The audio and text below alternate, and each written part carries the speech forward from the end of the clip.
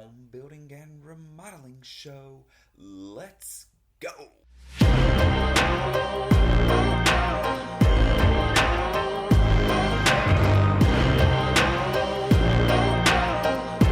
Welcome everybody to the home building and remodeling show. My name is Chris Kirby and I'll be your host. I am the owner of 3 construction companies on the Alabama Gulf Coast. The show is about residential construction. We're going to cover topics of home building and remodeling. Are you thinking of doing a remodel or building a home? Are you a contractor looking to improve your knowledge base or grow your business? Have you ever done a remodel project or built a home? There were so many things you wish you knew or that you could have done differently during the process. Then this show is for you.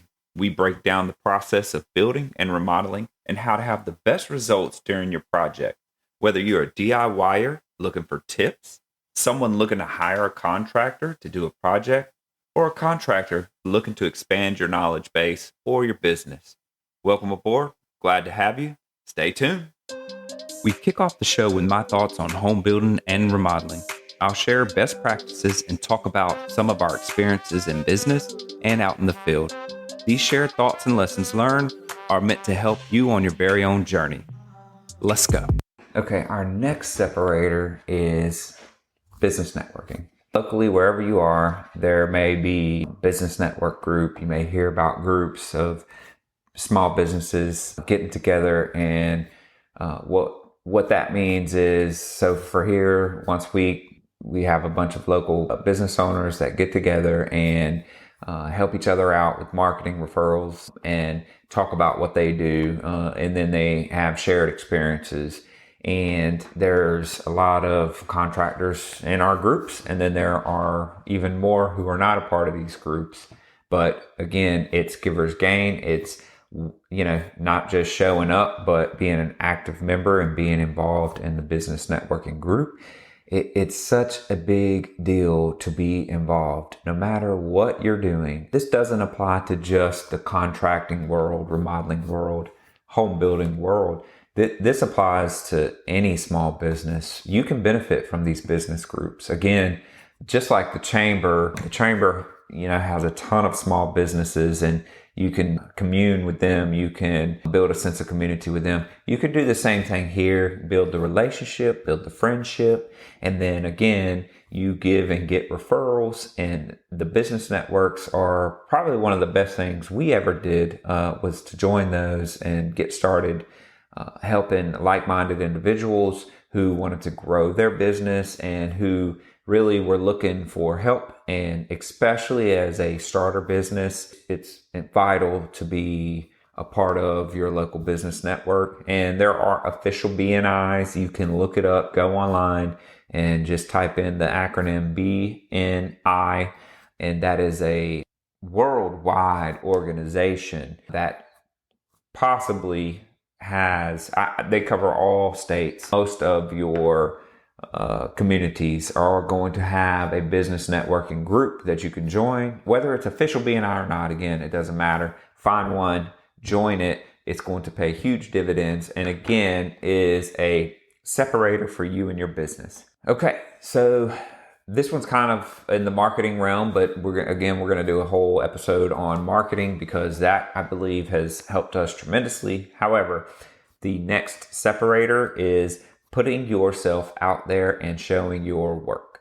So there is a mentality in our world where cash is king. A lot of people pay cash. They don't want to start a business. They don't want to do proper accounting. And again, all that goes back to what you prefer. But along with that same mindset is we're not going to put ourselves, out there, because a lot of contractors have bad names. And if you expose yourself to the public, then it's just as easy. They're going to not just find you to do work, but once you've done the work, if it didn't go good, they're going to come at you and put you on blast on social media or give you a bad review on Google or whatever. Well, you're just going to have to deal with what comes with putting yourself out there. But don't be afraid of it. That's a huge separator. In contracting, it's all about the before and after. It's all about taking the raw land and building a beautiful home on it. So you're changing people's lives, you're making a difference. And so you need to put yourself out there so they can see your work. It's hard to choose a contractor unless it's coming directly from somebody you know and it's a word of mouth referral and they have seen your house. It's hard to choose a contractor that has no work to show. It's definitely about how you project yourself in the community, online, on social media, all those different things. Because if you're easily accessible and people can find you, then they're going to be more likely to find you when they need a project. And that's what it's all about. Do the right thing and you won't have to worry about the negativity. But also, even when you do the right thing, always, you're going to have people you just can't satisfy. So you got to understand that 5.0 review is not going to hold up forever. You're one way or another, there's going to be something that happens. So don't get so wrapped around maintaining just a 5.0 at all times. Of course, it's important. It is super important to make sure your client in the relationship goes well, the project was done right. Those types of things, right, should be normal practices in your business, but do not get wrapped around the first time you get a negative review. It's not the end all be all. It's just not going to happen. It's not realistic, especially as you grow. And we've done a ton of work locally. We've between, the two areas that we serve here along the Gulf Coast, I would say we're well over 500 jobs complete.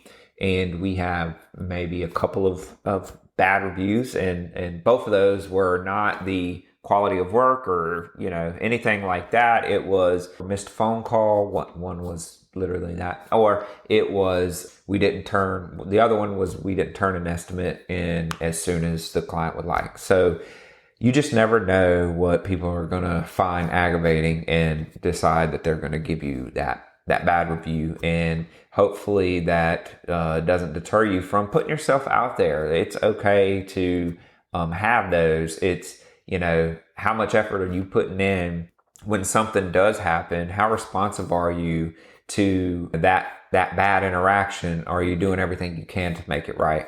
That's all that matters. That's all you can do. So don't get wrapped around the negative review and then all of a sudden you're not putting yourself out there anymore. It's going to happen. Like I said, in 7 years, we've gotten 2 and out of, a few hundred. So it's bound to happen. And I'm going to tell you, it hit me hard the first time I got that negative review. And it was for a quote that was turned in later, an estimate that was turned in later than the client was told or apparently was told. And they weren't happy and they really went on Google and gave us a 2.0 for that. Okay. I understand why they were aggravated. The estimator delayed turning in their estimate for whatever reason, but I'll take that. Again, it didn't speak to the quality of work and things like that. So, and we fixed that. So, those are lessons learned. Anytime something negative happens in your career or in your company is an opportunity. All right. Mistakes are opportunities. However, there is a difference in the type of mistake you made. There's mistakes that are made and repeated, then you're not really learning and the intention is probably not the best. But if you make mistakes and you learn from those and you're bound not to repeat those because of you spent time going over lessons learned. When you're done, that's a big deal. So anyway, we'll continue with our list of separators. I just wanted to get that topic started, and I've got plenty more best practices that I'm going to share with you as a consumer and client or a contractor that will help you with your home building or remodeling business. I call them the separators. They are what separates you and your company from the rest of the competition. And here's the thing. I hate that you don't want to say, oh, we're the best or we're better than they are or that, we're perfect, because that's not reality. But you do want to make sure that you explain why you're different and why you're unique, right? Because the quality of outcome may be the same because skilled craftsmen do good work. However, communication, the relationship, how you interact with the client, those are some of the things that do make you different, unique. And we need to talk about those separators because you may hear something that we've done as a best practice and learned over time that you can use directly in your business or that you may already be doing. So again, please, if you have best practices that you know, please share those. Comment, like, go on our YouTube channel, shoot us an email at thehomebuildingshow@gmail.com and let us know some of the best practices that have worked for you in your home building or remodeling business. Thanks. And now we move into Shop Talk. It's the portion of the show where I bring in a co-host and we cover trending topics in home building and remodeling. Hope you enjoy. Let's go.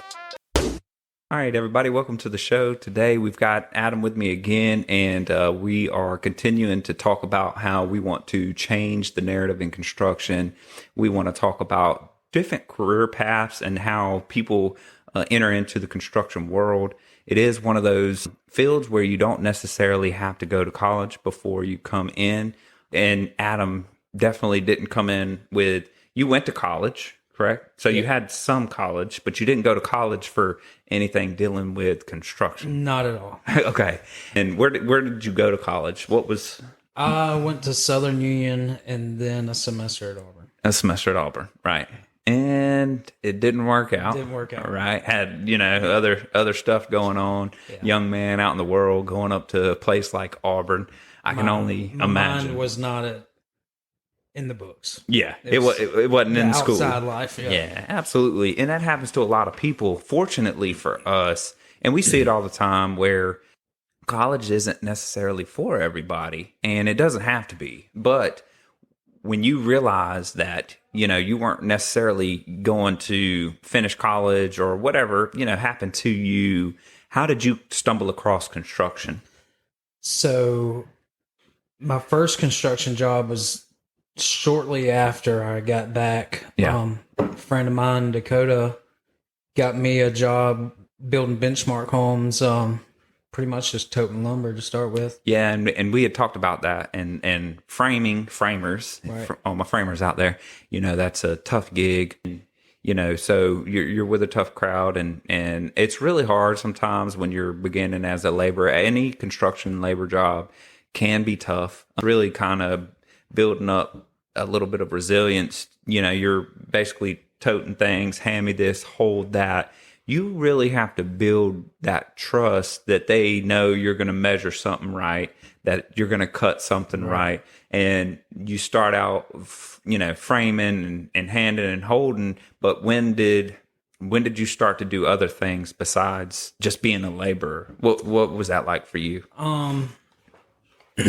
Well, it took a little bit of time in and out with different places, but once I really homed in on cutting skills and stuff like that, was working with a friend of mine's father-in-law doing a lot, wouldn't say commercial, but more like commercial restaurant type stuff. Okay. Type stuff like that. And so how long did you do the framing gig for?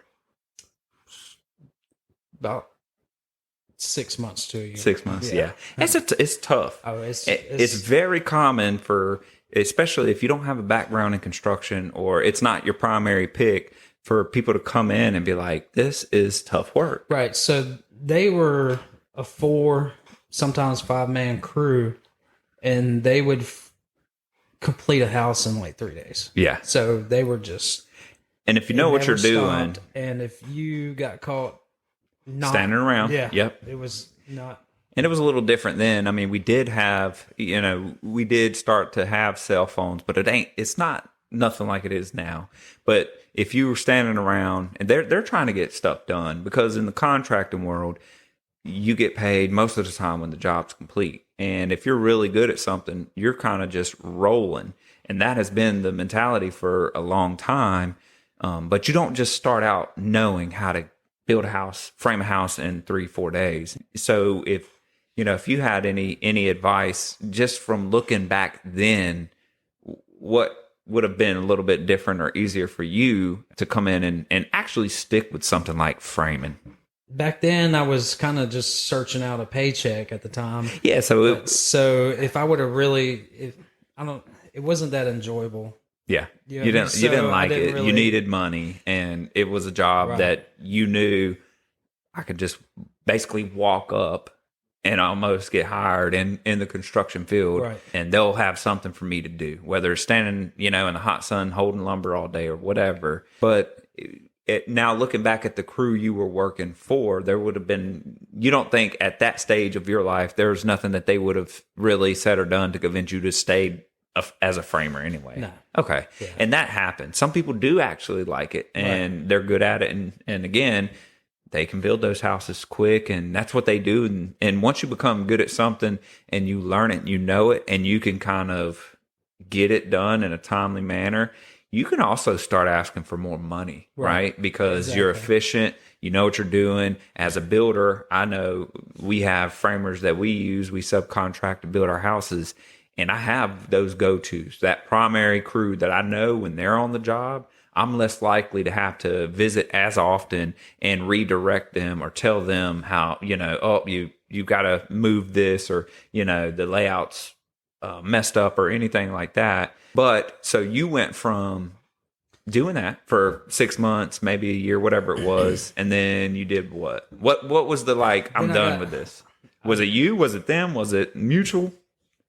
A little bit of both. Yeah. I got into building piers. Oh, goodness. And that was just tough, but I kind of enjoyed it more because you were on the water, you know what I mean? Yeah. It wasn't quite as bad, but same kind of crowd. Yeah, absolutely.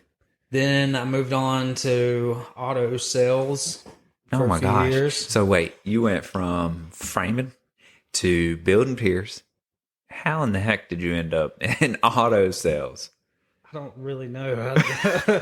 So That's a huge leap. No, Jonathan got me a job detailing cars at Okay. the local Toyota dealership. Sure. And then they were doing this big hiring thing, and I put my name in the hat, and they gave me opportunity. As a salesman. Mm-hmm. Now, was that steady paycheck? Was that commission? What was? So they have like a bunch of different pay options there, and they had like a beginner's thing where it was like a set salary plus some commission. Gotcha. But it's not like the seasoned salespeople. You know what I mean? I eventually got to that, but they work strictly off more commission than right, because they're good salesmen and they're going to sell a lot, right. And so the commission split is usually higher for your more tenured people, right. And they're going to make more than even getting a guaranteed paycheck. Yeah, and that sales life is not for everybody either. So you go from something like the hot framing out in the hot sun to being a salesman at selling cars. So how were you with that, and how did you like it? I loved it, but like you said, if you took your day off that was scheduled, you couldn't enjoy yourself because you felt like you were missing out on the money, the sales. Yeah. Okay, let me ask you this: you said you mentioned missing money and stuff. What was the money a lot different? Like as far as an entry level, construction labor job versus doing that? I mean, I really don't know about selling cars. It's different. And, but if you make 2 or 3 sales in one day, it could be good. That's your whole week's money, you know what I mean? Yeah. And if you take a day off and it's flooded with people, you're you know what I mean? Yep. So that's what you meant by, you're missing that opportunity. There's not a lot of outside life there because you're going to work every day. You're going to be there when it opens. Yeah. You're not going to leave till it closes. Yeah. And you know what I mean? Yeah. And it's tough. It's tough. Okay. So then from there, what'd you do? Well, is that when you started kind of getting? Yeah. It kind of like messed my life track up a little bit because I was, doing things to try to keep me going more and everything. And then, and that happens, man. But listen, here's where people don't understand. That's in every industry where even these young cats going to college and needing that to stay up and do papers and or be motivated to stay in these programs or be the top of the class, or it's in every field that we are in. Lawyers just having to stay up late doing casework. Everywhere people are trying to get that extra boost so they can stay ahead of their competitors or ahead of even the people that they're working with for that next promotion. Or the money starts becoming good. Right. Okay, you know what? I need to work longer hours because that money's good. How can I do that? I don't want to be drained. And that's kind of, Yeah. And then you end up getting to know, because everybody knows somebody that's doing stuff they shouldn't. And, sure. you end up asking, Yeah. hey, you got anything that can, make me work long hours and yada, yada. Right. But, so then I went from that to, I got a job with my buddy's father-in-law. I worked there for a few years. That's really where I homed in, like, my basic cutting skills. And So what was that job? What were they doing? It started off, it was like remodeling like restaurants at night, Okay. and then like chemical factories, all kinds of different stuff. And then his background is in cabinets, and then he started doing custom cabinets and trim again, and that's I really took to it. You enjoyed that and took to it and had a natural like skill. So Right. Nice. So that's where you started to, you've got a bit of a background now. You've experienced framing. You've got a little bit of a salesman background, and then you're given this opportunity to get back into construction. And after, a U-turn, right? We'll call it a U-turn. And No, this is still before that. Oh, really? Yeah. Okay. So you're still kind of in the weeds Right. there. And so it got to where my lifestyle was starting to be noticeable to them. Yeah. And then I one gotcha. day, So you're kind of starting to show up and they're seeing stuff. Yeah. Yeah. And then one day, I started noticing he's like, well, I ain't got no work today. And I'd ride by there and they'd be fired up. And then finally went there one day and he confronted me. Yeah. And was like, hey, man, I could tell your lifestyle ain't up to par. You know what I mean? Yeah. He's like, I can't have you around here. And it happens. And I was heartbroken. You know what I mean? I was like, man. Well, thanks for joining us today. As always, we are grateful for our listeners and your continued support. Please subscribe to our YouTube channel. Follow us on social media via Facebook, Instagram, and TikTok. Get more info at our website, www.thehomebuildingshow.com.